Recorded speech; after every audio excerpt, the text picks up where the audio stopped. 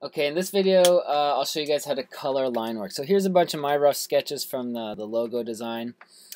So I took a picture of them from my sketchbook, and now I want to add some color to them. So if I start with some color here, just with the brush tool, it will obviously cover up and go on top of the drawings I've already done. So what I want to do is I want to put colors underneath it.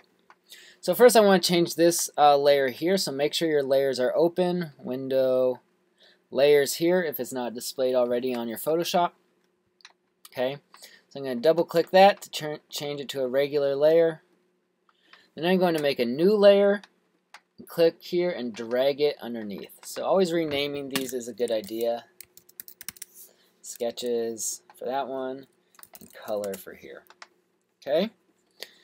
So what you have to do, so go back to that video where I showed you how to adjust your sketches using levels. Basically you want to try and get this background to as pure of white as possible. Okay, so I did that already, so it's a pure white, and what I'm going to do is adjust the blending mode of this layer. So if you come down here and click on one of your layers, these are all different blending modes for a layer. Okay, so they all do slightly different things. Eventually we'll use a few other ones like overlay and soft light. But the one we'll use here for color and line work is multiply. And that does something very simple to the layer. It makes the whites transparent and the darks opaque. So you'll be able to see through anywhere where there's white, and you won't be able to see through the dark line mark here. So once I change that, I'm just going to hit lock there. And now I can just come and start adding some color to these.